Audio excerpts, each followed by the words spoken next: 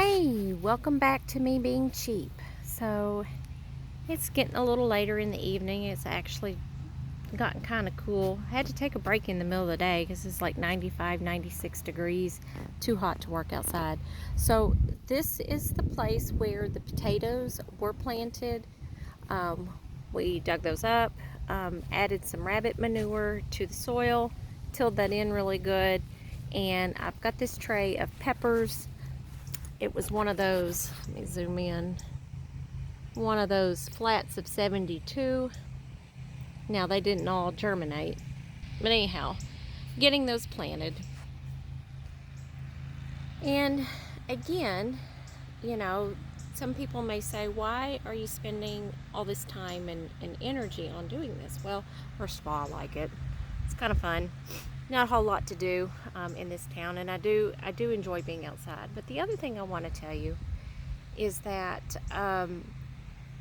during the quarantine, the pandemic, there was a lot of things that were not available. Toilet paper was one of those. You can do without toilet paper. You can come up with other options, but there's other things like food, where things have not been as available as they are, or as they were. And today, and actually yesterday, we had gone to Walmart, and so we're in South Central Kansas. And I don't know if this is true everywhere. I've heard bits and pieces on other YouTube channels, Facebook, different friends saying different things. So there are some shortages in some areas. And then where there's not a shortage, the price may be really high. So, like for example, I think it's probably about a month ago, there was no eggs at the store, and our chickens hadn't started laying yet. So we actually had to do without eggs for a while. But we did go to Walmart yesterday, and the price of the meat was terrible. It was very, very high. We didn't buy anything. We were just checking it out. Now, we did go to Kroger or Dillon's today to check and see for some steaks, and the selection that they had was not very good, and the prices were very high. Now, on the subject of beef, just to give you an example, a 5-pound chub was about $26, and so that's a little over $5 a pound. We had bought those chubs last year. I think we're giving about $8 for them. It was a little over $1 a pound. I don't know. They had them on sale, but yeah, so we stocked up then, and thank goodness we did, because holy cow, if you wanted hamburger meat, you're gonna be paying premium.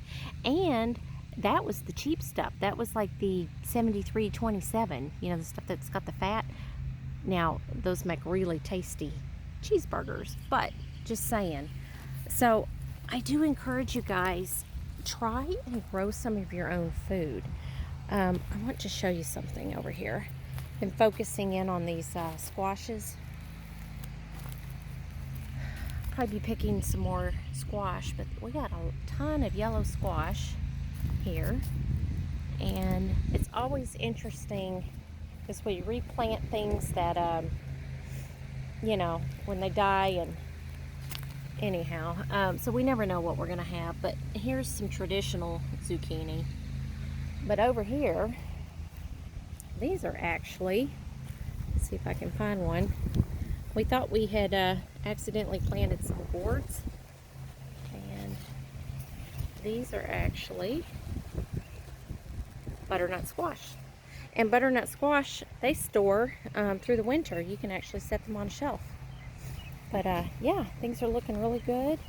We got, I think these are Coccozelli, like zucchinis. So yeah,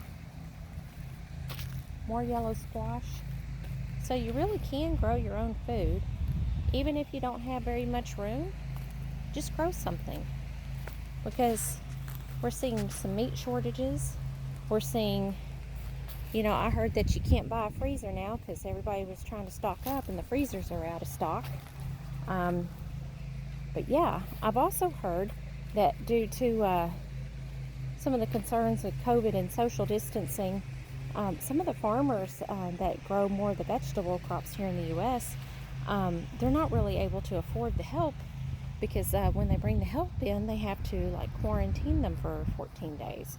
So I'm thinking that that might actually eventually impact our availability or um, our ability to get vegetables too. So do what you can, grow something.